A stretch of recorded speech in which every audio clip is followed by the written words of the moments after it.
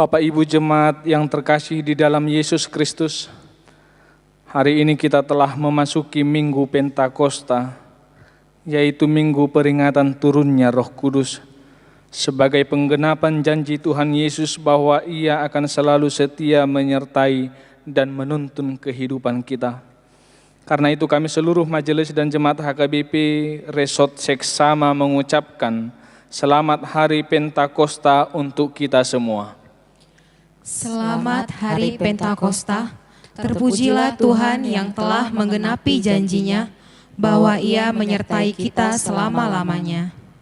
Yesus berkata, "Aku akan minta kepada Bapa, dan Ia akan memberikan kepadamu seorang penolong yang lain, supaya Ia menyertai kamu selama-lamanya, yaitu Roh kebenaran.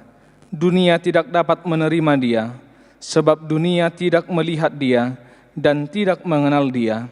Tetapi kamu mengenal Dia, sebab Ia menyertai kamu dan akan diam di dalam kamu." Marilah kita rayakan turunnya Roh Kudus dengan membuka hati, jiwa, dan pikiran kita, agar Roh Kudus menguasai kita untuk memuji dan memuliakan Tuhan. Kita bernyanyi.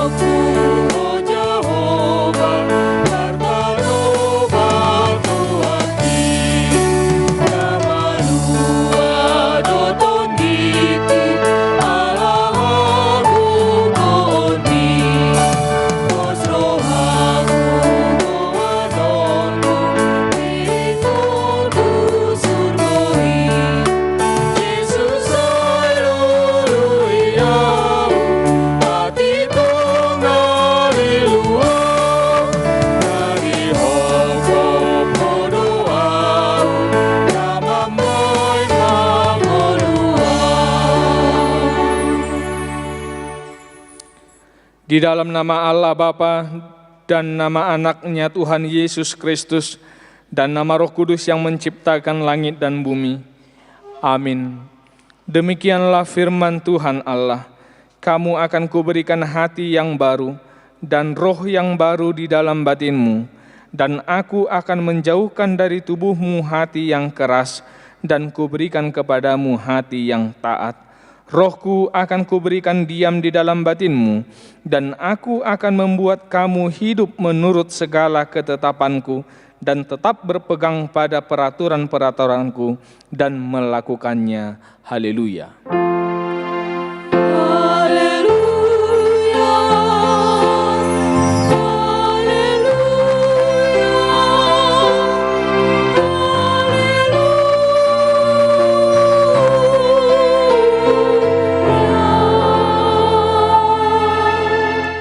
Kita berdoa. Ya Tuhan Yesus, kami berterima kasih kepadamu karena Engkau memanggil kami masuk ke dalam gereja yang Engkau dirikan di dunia ini. Berilah Roh Kudus ke dalam hati kami, supaya kami mengaku bahwa Engkaulah sumber hidup kami, dan supaya kami bertaut dengan Engkau melalui iman yang benar itu, dan supaya kami dengan penuh sukacita memuliakan nama-Mu yang terpuji sampai selama-lamanya. Amin.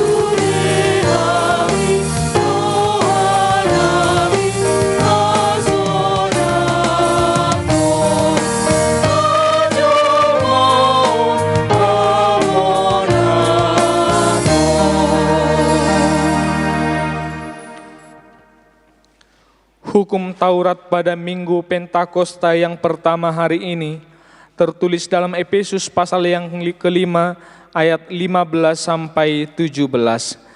Karena itu perhatikanlah dengan seksama bagaimana kamu hidup. Janganlah seperti orang bebal, tetapi seperti orang arif, dan pergunakanlah waktu yang ada, karena hari-hari ini adalah jahat. Sebab itu janganlah kamu bodoh, tetapi usahakanlah supaya kamu mengerti kehendak Tuhan. Demikianlah hukum Tuhan. Marilah kita meminta kekuatan kepada Tuhan Allah untuk melakukan hukum-Nya. Ya Tuhan Allah, kuatkanlah kami melakukan yang sesuai dengan hukum-Mu. Amin.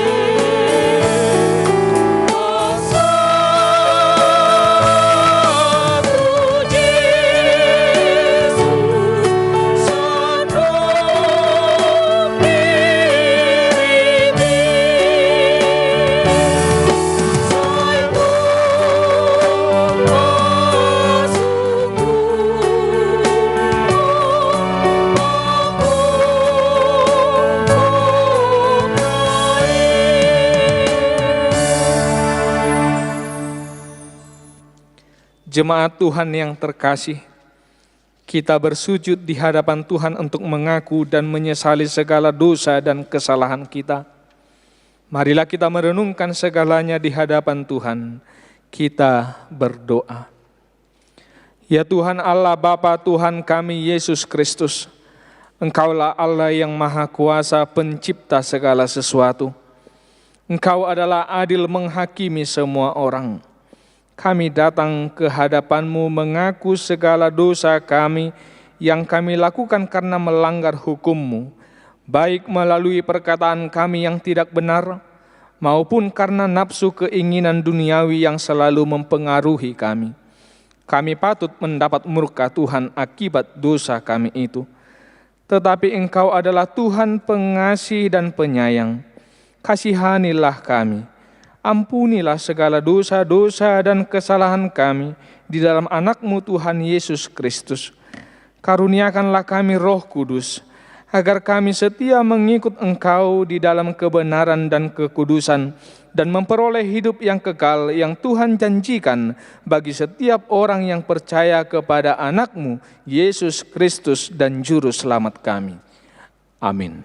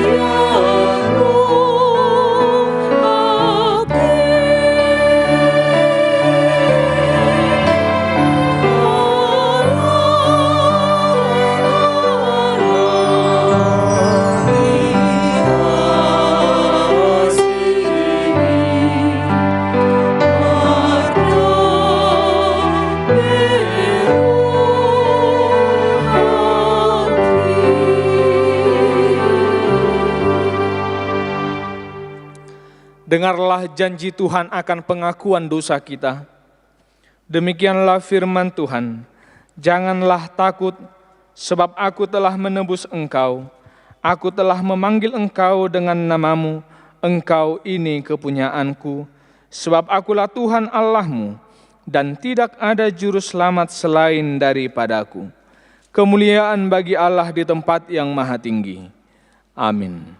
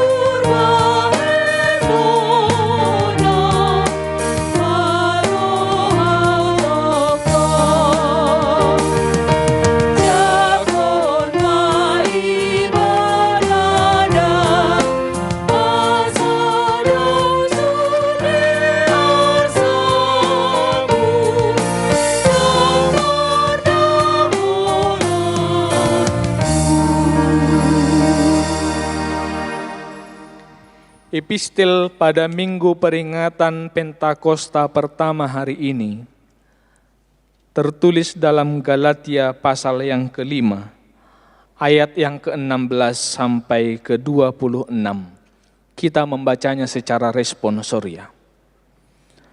Maksudku ialah, hiduplah oleh roh, maka kamu tidak akan menuruti keinginan daging. Sebab keinginan daging berlawanan dengan keinginan roh, dan keinginan roh berlawanan dengan keinginan daging. Karena keduanya bertentangan, sehingga kamu setiap kali tidak melakukan apa yang kamu kehendaki. Akan tetapi jikalau kamu memberi dirimu dipimpin oleh roh, maka kamu tidak hidup di bawah hukum Taurat. Perbuatan daging telah nyata, yaitu percabulan, kecemaran, hawa nafsu, penyembahan berhala, sihir, perseteruan, perselisihan, iri hati, amarah, kepentingan diri sendiri, percideraan, roh pemecah, kedengkian, kemabukan, pesta pora, dan sebagainya. Terhadap semuanya itu, kuperingatkan kamu, seperti yang telah kubuat dahulu, bahwa barang siapa melakukan hal-hal yang demikian, ia tidak akan mendapat bagian dalam kerajaan Allah. Tetapi buah roh ialah kasih, sukacita, damai sejahtera, kesabaran, kemurahan, kebaikan, kesetiaan, kelemah lembutan, penguasaan diri.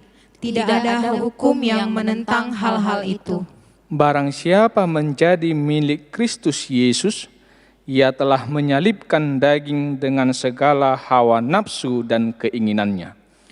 Jikalau kita hidup oleh roh, baiklah hidup kita juga dipimpin oleh roh. Dan janganlah kita gila hormat, janganlah kita saling menantang dan saling mendengki. Demikian firman Tuhan. Berbahagialah orang yang mendengar firman Allah serta memeliharanya. Amin.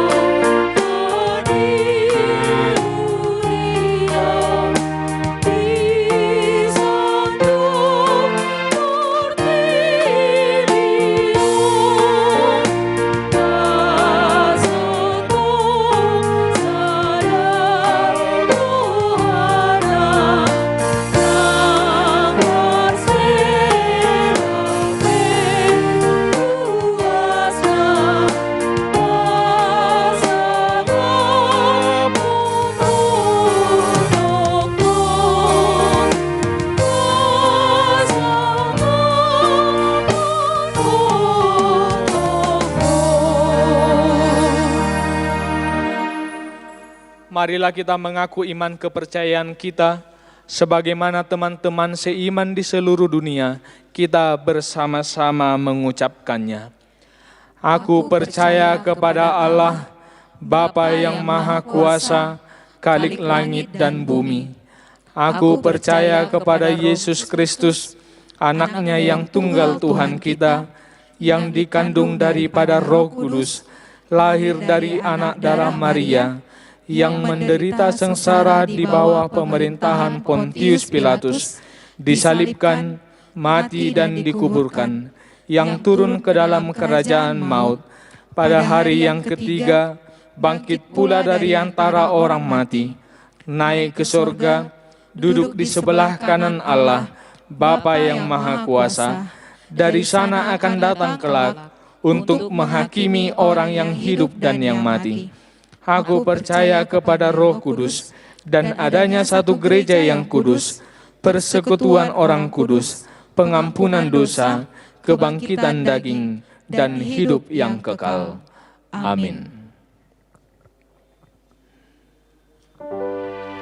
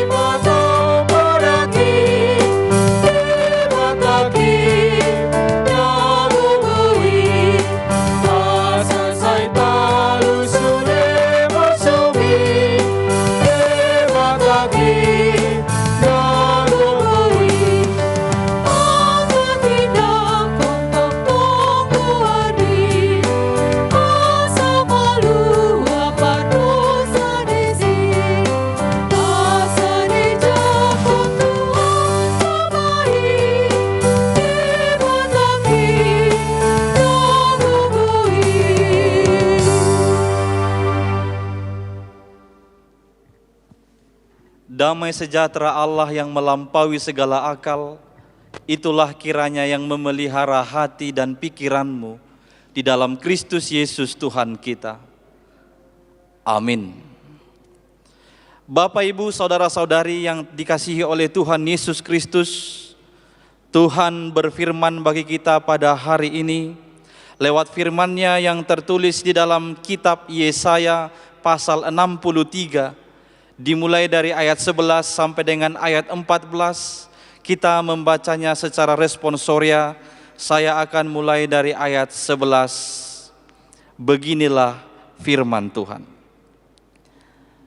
Lalu teringatlah mereka kepada zaman dahulu kala, zaman Musa hambanya itu.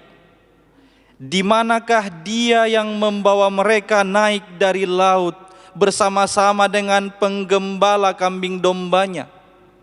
Di manakah dia yang menaruh Roh Kudus-Nya dalam hati mereka? Yang dengan tangannya yang agung menyertai Musa di sebelah kanan, yang membelah air di depan mereka untuk membuat nama abadi baginya. Yang menuntun mereka melintasi samudra raya seperti kuda melintasi padang gurun. Mereka tidak pernah tersandung. Seperti ternak yang turun ke dalam lembah, Roh Tuhan membawa mereka ke tempat perhentian. Demikianlah engkau memimpin umat-Mu untuk membuat nama yang agung bagi-Mu. Demikian pembacaan firman Tuhan. Selamat Hari Pentakosta bagi kita semua. Saudara-saudari yang dikasihi oleh Tuhan Yesus Kristus, ketika kita sampai pada peringatan hari turunnya Roh Kudus, kita juga mengingat hari lahirnya gereja. Hari lahirnya persekutuan orang-orang yang percaya kepada Tuhan Yesus Kristus. Tidak tanggung-tanggung, ada 3.000 orang yang masuk ke dalam hidup yang baru, yang dibaptis oleh Petrus setelah peristiwa pencurahan Roh Kudus dan setelah khotbah Petrus. Pada saat itu, Roh Kudus yang telah memenuhi para rasul mendorong mereka untuk memberitakan tentang karya dan perbuatan-perbuatan Allah yang besar.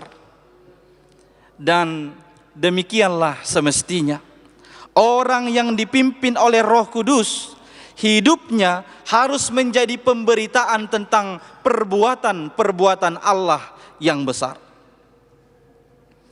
Apakah hidupmu juga telah dipenuhi oleh Roh Kudus? Jika ya, sebagai buktinya, apakah hidupmu telah menjadi pemberitaan tentang perbuatan-perbuatan Allah yang besar? Jemaat mula-mula jelas.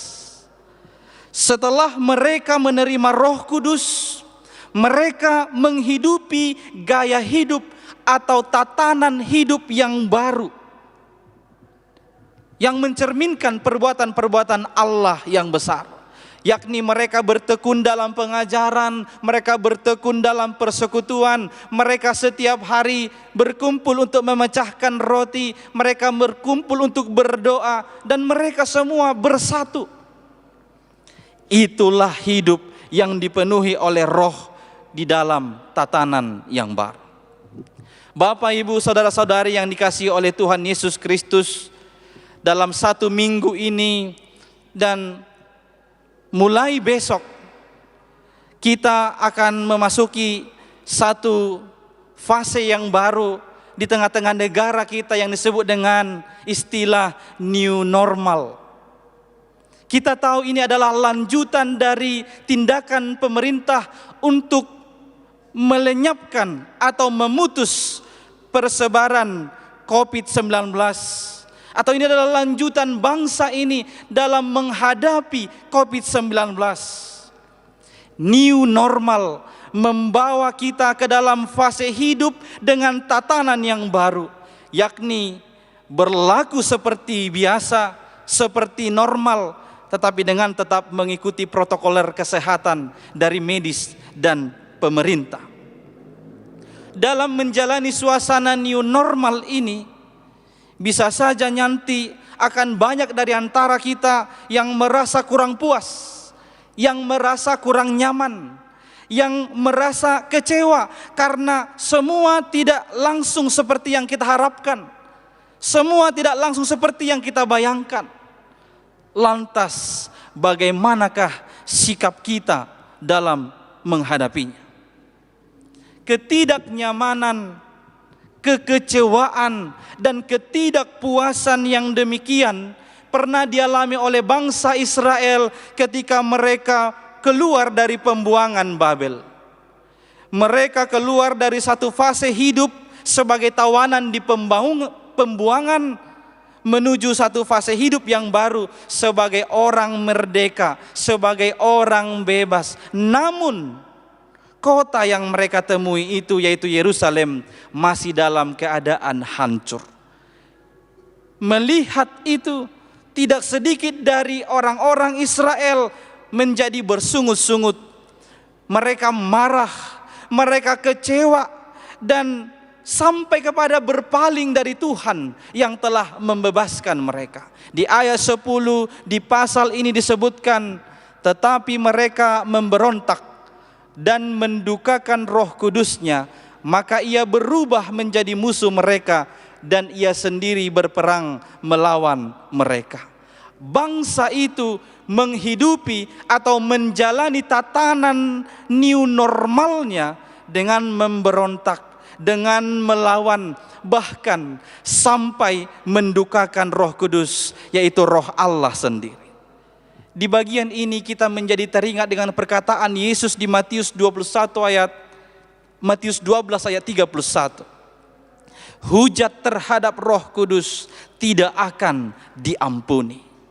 Allah akan berperang melawan orang-orang yang mendukakan Roh Kudus. Saudara-saudari yang dikasihi oleh Tuhan Yesus Kristus, ketahuilah, setiap kita telah dipenuhi oleh Roh Kudus pada saat kita dibaptis ke dalam nama Allah Bapa, Anak, dan Roh Kudus. Bagaimana dengan kamu? Apakah kamu pernah mendukakan Roh Kudus, yaitu Roh Allah yang ada padamu? Berhati-hatilah, Tuhan akan berperang melawan orang-orang yang demikian. Dalam suasana kesulitan yang demikianlah, orang Israel yang diwakili oleh Nabi Yesaya memanjatkan doa pengakuan dan permohonan belas kasihan dari Allah. Dalam doa ini, bangsa Israel, Yesaya mengingat bagaimana Allah menuntun bangsa itu lewat Musa. Bagaimana Allah menyertai bangsa itu dengan Roh-Nya hingga berhasil melalui fase hidup new normal mereka setelah keluar dari perbudakan Mesir. Artinya, Yesaya dan bangsa itu mengakui dan mengharapkan bahwa Tuhan tetap menyertai, menuntun, dan membawa mereka selamat dalam tatanan hidup yang baru itu. Demikian jugalah bagi kita saat ini. Hendaknya mengakui bahwa Allah tetap menyertai, Allah tetap menuntun, Allah tetap membawa kita ke keselamatan dalam tatanan hidup yang baru ini. Karena Roh Allah sendiri, Roh-Nya telah memenuhi kita. Hanya saja kita harus mau dipimpin oleh Roh itu. Karena Roh Kudus itu bekerja di dalam kehidupan setiap orang percaya. Roh Kudus bekerja bagi kita paling tidak untuk 3 hal. Lewat teks ini ada 3 pekerjaan Roh Kudus di dalam kehidupan kita. Kita akan melihat satu persatu. Yang pertama, Roh Kudus meyakinkan kita bahwa Allah tetap menyertai kita. Ketika Yesus setelah kebangkitannya memberitahukan murid-muridnya bahwa dia akan pergi, murid-muridnya menjadi khawatir. Mereka menyangka siapa lagi yang akan menjadi guru kami. Itu sebabnya Yesus menjanjikan penghibur kepada murid-muridnya. Di dalam Yohanes pasal 14 ayat 18, Yesus berkata, "Aku tidak akan meninggalkan kamu sebagai yatim piatu. Aku datang kembali kepadamu." Dan janji itu dipenuhi oleh Yesus 10 hari setelah kenaikannya ke sorga, atau pada hari ke-50 setelah kebangkitan Yesus. Roh Kudus turun atas murid-muridnya. Maka Roh Kudus telah meyakinkan kita bahwa Tuhan Yesus senantiasa beserta dengan kita. Dalam teks ini juga disaksikan bahwa Tuhan ada dan berjalan di sebelah kanan Musa. Itu adalah gambaran kedekatan Allah dan Musa. Tuhan hadir di tengah-tengah umatnya di dalam rohnya yang dicurahkan di dalam hati mereka masing-masing. Maka Tuhan yang demikianlah yang juga tinggal di dalam kehidupan kita saat ini. Di bulan April yang lalu, John C. Lennox, seorang profesor matematika di Oxford, dia ini juga senang menulis dengan memperhadapkan sains, filsafat, dan teologi. Dia mengeluarkan satu buah buku yang berjudul Where is God in a Coronavirus World? Di mana Tuhan di dalam dunia yang ada virus corona? Buku ini terdiri dari 6 bab. Di bab pertama dia menyatakan demikian: sejak gereja-gereja ditutup untuk memutus persebaran COVID-19, ada banyak yang mempertanyakan tentang keberadaan Allah. Yakni, apakah Allah benar-benar ada? Apakah Allah sedang melakukan karantina mandiri sehingga dia tidak bisa diakses? Kemudian, bagaimana seharusnya kita orang percaya menghadapi penderitaan ini? Dia mencoba menawarkan, bagaimana kalau kita menggunakan sains? Jawabannya, sains tidak bisa membuat kita puas untuk menghadapi penderitaan ini. Lantas bagaimana dengan, apakah kita harus mengikuti ajaran ateis yang berkata memang tidak ada Allah? Dia berkata, itu pun tidak. Ternyata kita membutuhkan memperhatikan atau menanggapi kejadian ini lewat spiritual, bahwa Allah turut menderita bersama dengan kita. Allah menderita bersamamu. Allah merasakan perasaanmu. Allah juga pastinya juga berjalan bersamamu. Di bab 5 bukunya ini, dia menunjukkan bukti kasih Allah itu. Bahwa saat ini katanya ada 2 corona. Corona atau crown atau mahkota. Kita tahu virus itu disebut sebagai corona karena memiliki bentuk yang mirip seperti crown atau mahkota. Mahkota itu adalah simbol kuasa atau simbol otoritas. Maka virus corona, walau kita tidak bisa melihat dengan kasat mata, dia memang memiliki kuasa atau otoritas untuk merubah atau bahkan merusak tatanan kehidupan ini. Tetapi kita tidak perlu khawatir, karena kita masih memiliki satu corona yang lain, satu mahkota yang lain yang menjadi pengharapan kita. Itu adalah corona mahkota duri yang dipaksa masuk ke kepala Yesus dalam peristiwa salib. Dia mempunyai kuasa yang jauh lebih besar untuk memperbaharui kehidupan kita. Dan corona mahkota duri itu tinggal di dalam kita saat ini melalui rohnya. Perlu kita renungkan, virus corona ini mungkin saja berperan sebagai pengeras suara yang sangat keras mengingatkan kita bahwa setiap kita ini adalah fana, bahwa kita akan mati. Virus corona ini juga dengan keras mengingatkan kita supaya kita memandang Allah yang mungkin kita abaikan selama bertahun-tahun, yakni Dia yang mengenakan mahkota duri guna memperbaharui relasi kita kepadanya. Pada bagian ini kita jadi mengerti apa arti berdamai dengan virus corona, bahwa meskipun COVID-19 mengacaukan tatanan hidup, akan tetapi memiliki maksud yang sangat sehat. Kita diingatkan kita ini fana, kita diingatkan kita akan mati, kita juga diingatkan supaya berpaling memandang Tuhan Allah kita. Yang kedua, pekerjaan Roh Kudus dalam kehidupan orang percaya adalah Roh Kudus menuntun kita. Di ayat 13 sampai 14 disebutkan, Allah lah yang telah menuntun Israel melintasi samudra raya seperti kuda melintasi padang gurun. Seperti kuda melintasi padang gurun, artinya tanpa halangan, tanpa hambatan. Dan disebutkan seperti ternak yang turun ke dalam lembah, mereka tidak pernah tersandung. Kita mengingat bagaimana Allah menuntun Israel di dalam perjalanan di padang gurun. Di Keluaran 13 ayat 21 sampai 22 disaksikan Tuhan berjalan di depan mereka, di depan bangsa Israel. Pada siang hari dalam tiang awan untuk menuntun mereka di jalan, dan pada waktu malam dalam tiang api untuk menerangi mereka, sehingga mereka dapat berjalan siang dan malam. Dengan tidak beralih, tiang awan itu tetap ada pada siang hari dan tiang api pada waktu malam di depan bangsa itu. Demikian juga Allah menuntun kita siang dan malam di dalam Roh-Nya. Roh Kudus itu tidak pernah beralih dari kita. Oleh karena itu, dengarlah selalu tuntunan Roh Kudus melalui suara hatimu.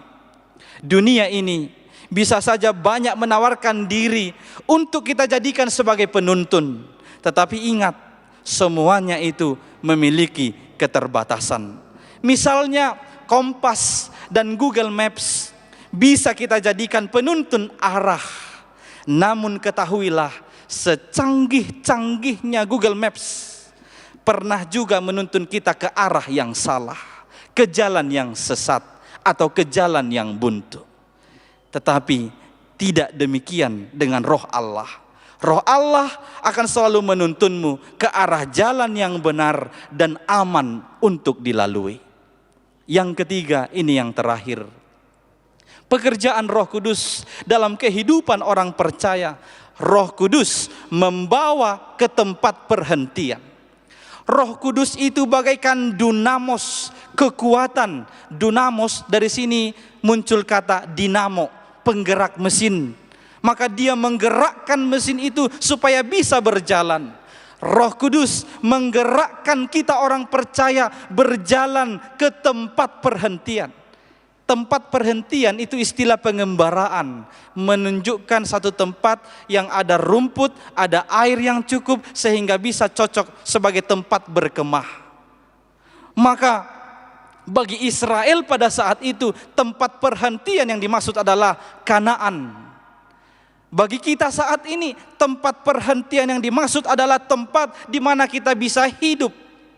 Dan ada lagi yang lebih dari itu, yakni tempat yang kekal, yang penuh dengan kebahagiaan dan sukacita kelak. Kita akan bisa sampai ke tempat perhentian itu hanya karena tuntunan Roh Kudus yang membawa kita. Sebab hanya Roh Kuduslah yang memungkinkan kita hidup sesuai dengan kehendak Allah, yaitu hidup dalam kasih, sukacita, damai sejahtera, kesabaran, kemurahan, kebaikan, kesetiaan, kelemah lembutan, dan penguasaan diri. Oleh karena itu, akhirnya berilah dirimu dipimpin oleh Roh Kudus. Roh Kuduslah yang meyakinkanmu bahwa Allah senantiasa beserta denganmu. Roh Kuduslah yang akan menuntunmu supaya engkau aman, tidak tersandung dan tidak tersesat. Dan Roh Kuduslah yang akan membawamu ke tempat perhentian. Engkau akan tahu kehendaknya dan senantiasa memasyurkan namanya yang agung itu. Selamat hidup dipimpin oleh Roh Kudus. Amin. Kita berdoa. Terima kasih ya Allah, atas janjimu yang telah Engkau penuhi lewat pencurahan Roh Kudus, sehingga kami bersuka cita dan kami tetap tabah dalam kehidupan ini, dan kami tahu Engkau senantiasa bersama-sama dengan kami. Tuhan, bimbinglah kami seluruh umat-Mu yang telah mendengarkan firman-Mu ini, supaya dengan kerendahan hati kami taat dan mengikuti pimpinan Roh Kudus dalam kehidupan kami pribadi lepas pribadi. Biarlah Roh-Mu ya Tuhan yang menuntun kami. Biarlah Roh-Mu ya Tuhan yang membawa kami kepada tempat perhentian keselamatan yang telah Engkau sediakan bagi seluruh umat percaya. Tuhan, kuatkanlah kami supaya dapat melakukan firman-Mu ini. Kami juga berdoa bagi seluruh orang percaya yang ada di dunia ini Tuhan, yang bersama-sama merayakan peringatan hari turunnya Roh Kudus pada saat ini. Penuhilah hati kami dengan Roh-Mu. Pimpinlah seluruh umat-Mu supaya kami dapat hidup berjalan sesuai dengan kehendak-Mu. Tuhan Allah, kami menyerahkan seluruh kehidupan kami, kehidupan seluruh umat-Mu, mulai dari anak-anak, remaja, pemuda, orang tua hingga lanjut usia, supaya kami tetap berjalan sesuai dengan kehendak-Mu dan tuntunan firman-Mu. Terlebih Tuhan, dalam masa-masa penderitaan kami karena wabah COVID-19 ini, kami tetap memohon atas belas kasihan-Mu Tuhan. Dengarkanlah seruan umat-Mu ini, kiranya wabah ini segera berlalu, kami dapat kembali melakukan pekerjaan kami seperti biasanya. Tuhan, berkatilah bangsa kami ini. Engkaulah kiranya yang menuntun, semuanya dapat berjalan sesuai dengan kehendak-Mu. Dengarlah doa permohonan kami ini, yang kami sampaikan hanya melalui nama anak-Mu, Yesus Kristus Tuhan dan Juru Selamat kami. Amin.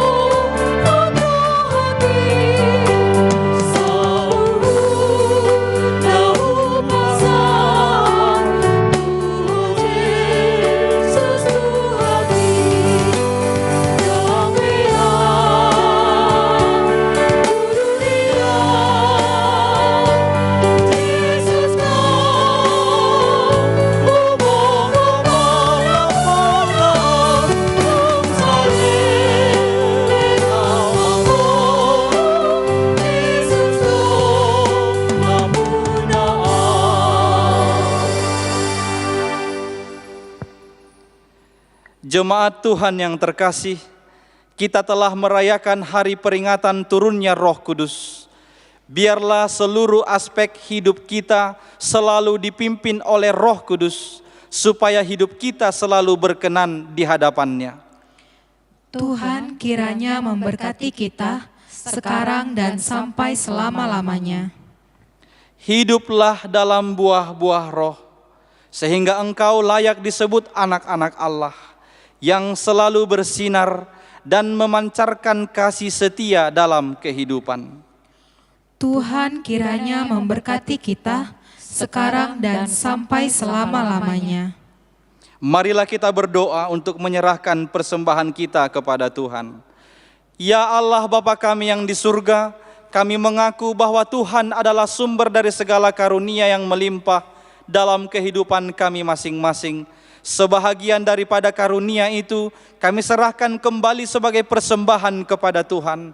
Terimalah dan berkatilah persembahan umat-Mu ini, agar dapat kami pergunakan untuk pekerjaan dan pelayanan kerajaan Tuhan di dunia ini. Bukalah hati kami untuk mengenal betapa banyak berkat dan karunia yang kami peroleh dari Tuhan, supaya kami senantiasa bersyukur kepadamu. Di dalam nama Yesus Kristus Tuhan kami. Amin. Tuhan karuniamu, roh dan jiwaku semua,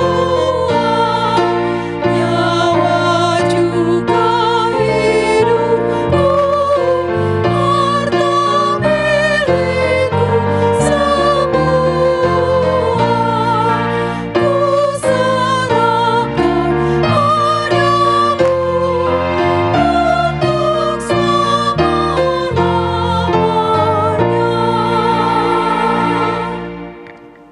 Ya Tuhan Allah Bapa kami, tidak ternilai besarnya anugerah-Mu kepada kami, karena Roh Kudus Engkau anugerahkan kepada kami orang yang hina ini. Pemberian-Mu melebihi dunia dengan segala isinya. Kami berterima kasih dan memuji nama-Mu karena kebesaran dan kemuliaan yang Engkau nyatakan kepada kami. Curahkanlah Roh Kudus kepada jemaat-Mu, orang-orang percaya yang setia dan taat kepada Yesus Kristus Tuhan kami, agar kami diajar, dipimpin, diterangi, dan dikuduskan, serta dikuatkan untuk menghayati firman-Mu. Ya Roh Kudus, persatukanlah jemaat yang Engkau pilih, agar saling menerima dan saling mengasihi selaku anggota tubuh Kristus yang kudus.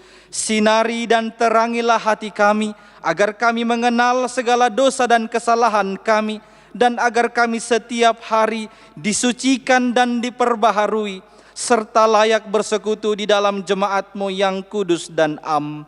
Tolonglah kami agar tetap menyadari bahwa kami telah diperdamaikan dengan Allah. Dengan penuh keyakinan kami dapat berseru, Bapa kami di dalam Tuhan Yesus Kristus. Limpahkanlah rupa-rupa karunia kepada jemaat-Mu, agar semakin bertambah banyak pemberita Injil, pengajar, dan yang rela mengasihi sesamanya manusia. Terangi dan berkatilah persekutuan orang Kristen di gedung gereja, di sekolah, dan di rumahnya masing-masing, agar mereka sadar akan persekutuan di surga kelak. Bangunkanlah orang yang tertidur dan berilah kekuatan kepada orang yang lemah. Sadarkanlah orang fasik dan tegar hati, supaya mereka bertobat dan meninggalkan kejahatan mereka. Berilah hikmat kepada orang yang rendah hati, dan hiburkanlah orang yang sengsara dan menderita, agar mereka tidak dicemoohkan dunia ini. Lindungi dan tinggallah bersama orang yang teraniaya karena iman kepada Kristus, agar mereka tidak khawatir hidupnya. Bimbinglah pemerintah, penguasa dan raja, agar mereka bertindak adil dan takut akan hari penghakiman-Mu kelak. Kuatkan iman kami, agar kami selalu yakin bahwa segala dosa kami telah diampuni, dan kami akan Engkau antar kepada hidup yang kekal. Teguhkanlah pengharapan yang hidup di hati kami, agar kami yakin bahwa walaupun sesudah kulit tubuh ini sangat rusak, tanpa daging pun kami akan melihat Allah yang membangkitkan kami kembali dalam Yesus Kristus Tuhan kami. Bapa kami yang di surga, dikuduskanlah nama-Mu, datanglah kerajaan-Mu, jadilah kehendak-Mu di bumi seperti di surga.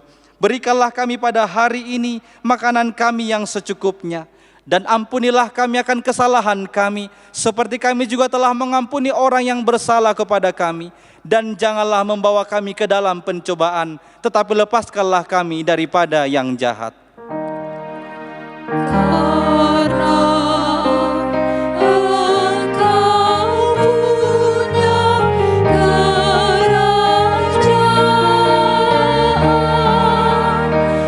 dan kekuasaan dan kemuliaan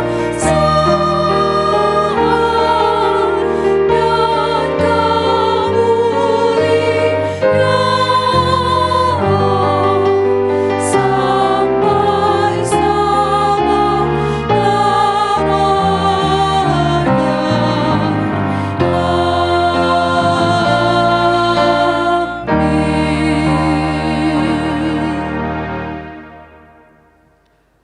Tuhan memberkati engkau dan melindungi engkau. Tuhan menyinari engkau dengan wajah-Nya dan memberi engkau kasih karunia. Tuhan menghadapkan wajah-Nya kepadamu dan memberi engkau damai sejahtera.